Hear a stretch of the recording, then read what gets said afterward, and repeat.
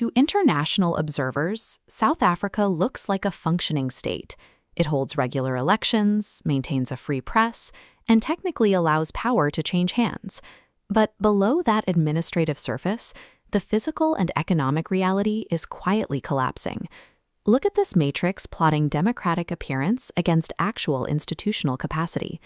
The bottom right zone is Quadrant 1, a state of consolidated functional underdevelopment.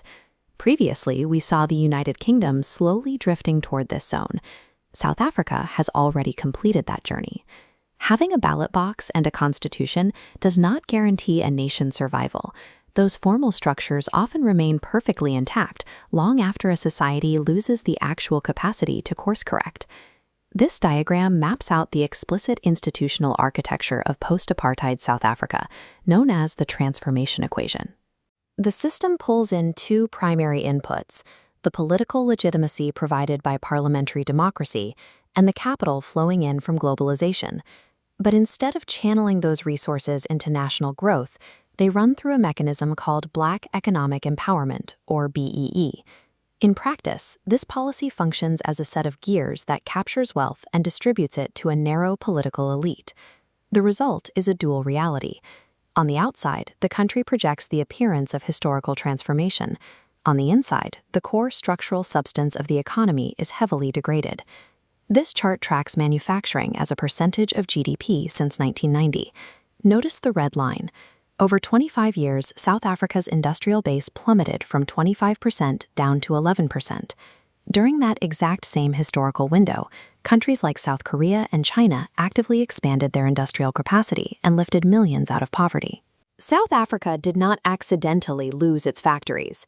It intentionally dismantled its productive base to feed an oligarchic network, replacing long-term economic accumulation with captured short-term distribution. It is tempting to blame this kind of decline on geography or the undeniable scars of colonial history. But consider Mauritius. At independence in 1968, this small island faced severe ethnic fragmentation, crushing Krahari, and hyper-dependence on sugar. Economists explicitly predicted its collapse. The Mauritian elite made a specific choice. Instead of expropriating the sugar plantations to pay off political allies, the state simply taxed the exports. They used that revenue to build infrastructure and schools, leaving the productive capital untouched. This illustration breaks down the two distinct paths. By opting for cooperative accommodation, Mauritius built a diversified economy and grew its per capita GDP to over $11,000. South Africa chose extractive capture, crippling its own growth. External pressure does not explain the failure either. During the Eurozone crisis, nations like Portugal and Greece endured severe financial shocks and crushing austerity mandates from the IMF. Despite deep social pain, those European systems reacted. They preserved their export sectors and retained enough institutional machinery to eventually recover. A nation's trajectory relies on its internal capacity to fix mistakes, not the severity of the shocks it faces.